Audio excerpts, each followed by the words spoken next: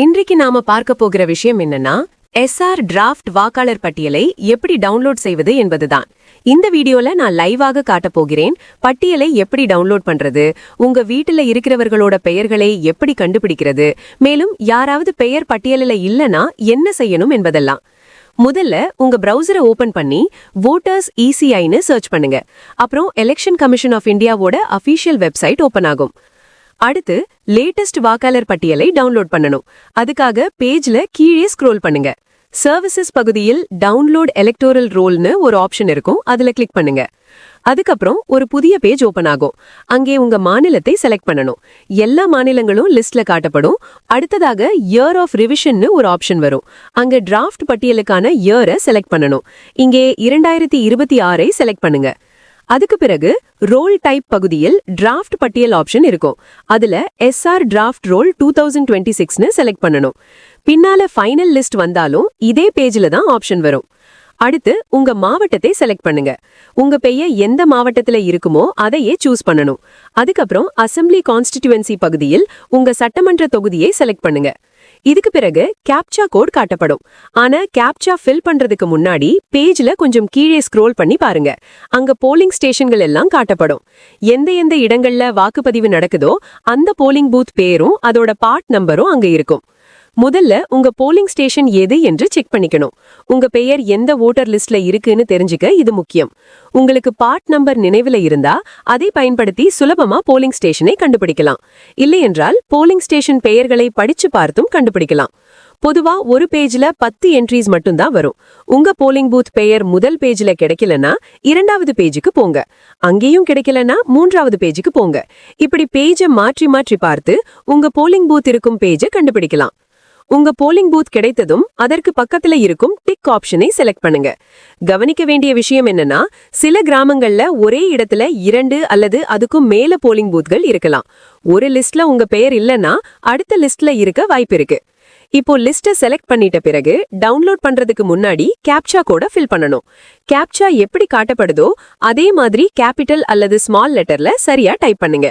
அதுக்கப்புறம் download selected பிடிஎஃப்னு இருக்கிற ஆப்ஷன்ல கிளிக் பண்ணுங்க.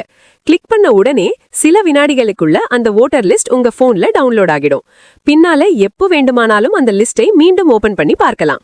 டவுன்லோட் பண்ண லிஸ்ட ஓபன் பண்ணினா முதல்லவே இது டிராஃப்ட் வாக்காளர் பட்டியல் தான் அப்படின்னு தெரியும். அதோட சேர்ந்து இந்த பட்டியல்ல மொத்தம் எத்தனை வாக்காளர்கள் இருக்காங்கன்னு காட்டப்படும். எத்தனை ஆண்கள் எத்தனை பெண்கள் இருக்காங்கன்னு விவரமும் போலிங் பூத் சம்பந்தமான தகவல்களும் அங்கே இருக்கும். பேஜ கீழே ஸ்க்ரோல் பண்ணினா எல்லா வாக்காளர்களோட பெயர்களும் வரிசையா தெரியும். இந்த லிஸ்ட்ல பேர், எபிக் நம்பர் அதாவது வோட்டர் ஐடி நம்பர், பெற்றோர் பெயர் மாதிரி விவரங்கள் எல்லாம் இருக்கும். போட்டோ மட்டும் இருக்காது. காரணம் அரசு பாதுகாப்பு காரணங்களுக்காக போட்டோ ஷோ பண்ணாது. ஆனா வோட்டர் ஐடி நம்பர் கண்டிப்பா இருக்கும். அதை பயன்படுத்தி சர்ச் பண்ணிக்கலாம். மற்ற விவரங்களும் எல்லாம் இதுல தெளிவா தெரியும். இந்த லிஸ்ட பார்த்து உங்க வீட்டை சுற்றி இருக்கிற பக்கத்து வீட்டுக்காரங்களோட பெயர்களையும் கண்டுபிடிக்கலாம். பொதுவா இந்த பட்டியல் வரிசைப்படி இருக்கும். அதனால அந்த வரிசையில உங்க பெயரும் சுலபமா கிடைச்சிடும். இதுக்கு மேல இந்த லிஸ்ட்ல ஃபில்டர் பண்ற ஆப்ஷனும் இருக்கு. மொபைல்ல இருந்து சர்ச் பண்ணணும்னா ஃபைண்ட் இன் பேஜ்னு ஒரு ஆப்ஷன் இருக்கும். செட்டிங்ஸ்க்கு போய் உங்க வோட்டர் ஐடி நம்பரையோ அல்லது உங்க பேரையோ டைப் பண்ணி சர்ச் பண்ணலாம். பேர் வச்சு சர்ச் பண்ணும்போது ஒரு விஷயம் கவனிக்கணும். வோட்டர் ஐடியில இருக்கிற பேர் எப்படி இருக்கோ அதே மாதிரி ஸ்பெல்லிங்ல அதே மொழியில டைப் பண்ணணும். இல்லாட்டி பேர் கிடைக்காது. சரியா டைப் பண்ணினா அந்த பேர் இருக்கும் இடத்துக்கு ஆட்டோமேட்டிக்கா ஹைலைட் ஆகி காட்டும். இதனால உங்க பேரை ரொம்ப ஈஸியா கண்டுபிடிக்கலாம். உங்க பேர் கிடைச்சிடுச்சுன்னா அதுக்கப்புறம் இப்போ எதுவும் செய்ய வேண்டிய அவசியம் இல்ல. அடுத்தது ஃபைனல் வோட்டர் லிஸ்ட் வர காத்திருக்கணும். கவர்மெண்ட் ஃபைனல் வாக்காளர் பட்டியலை போர்ட்டல்ல வெளியிடும். உதாரணத்துக்கு உத்தரப்பிரதேசத்துக்கான ஃபைனல் லிஸ்ட் மார்ச் 6ஆம் தேதி போர்ட்டல்ல வரும்.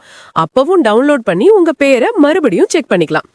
எஸ்ஐஆர் ஃபார்ம் ஃபில் பண்ணும்போது ஆரம்பத்துல கவர்மெண்ட் எந்த டாக்குமெண்ட்டும் கேட்கல. ஃபேமிலி மேப்பிங் கம்ப்ளீட் ஆகி பெற்றோர் பார்ட் நம்பர் எல்லாம் சரியா கொடுத்தவங்களுக்கு எந்த டாக்குமெண்ட்டும் தேவையில்லை. ஃபேமிலி மேப்பிங் செய்யாத சிலருக்கு மட்டும் நோட்டீஸ் வரும். அப்படின்னா டாக்குமெண்ட் சப்மிட் பண்ணணும். மொத்தம் 13 வகையான டாக்குமெண்ட்ஸ் லிஸ்ட்ல இருக்கு. அதுல பர்த் சர்டிபிகேட் உட்பட பல வேலிட் டாக்குமெண்ட்ஸ் இருக்காங்க.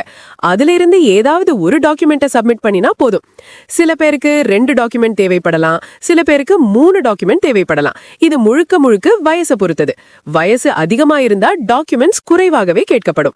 இதெல்லாம் நோட்டீஸ் வந்தவங்களுக்கு மட்டும்தான் பொருந்தும். இதுக்கு பிறகு அப்ஜெக்ஷன் பீரியடும் இருக்கும். அதாவது டிராஃப்ட் லிஸ்ட்ல உங்க பேர் இருக்குன்றதால ஃபைனல் லிஸ்ட்ல கண்டிப்பா இருக்கும் அப்படின்னு அர்த்தம் கிடையாது. ஃபைனல் லிஸ்ட் வந்ததும் மறுபடியும் உங்க பேரை செக் பண்ணணும். ஏன்னா அந்த நேரத்துல அப்ஜெக்ஷன் செய்ய வாய்ப்பு இருக்கும்.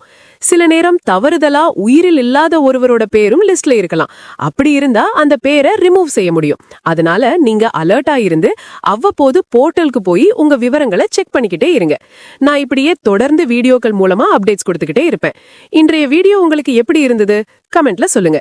சேனலுக்கு புதுசா வந்திருந்தா சப்ஸ்கிரைப் பண்ணிக்கோங்க. இதே மாதிரி யூஸ்ஃபுல் வீடியோக்களோட சீக்கிரமே மீண்டும் சந்திப்போம். அதுவரை குட் பை, ஜெய் ஹிந்த்.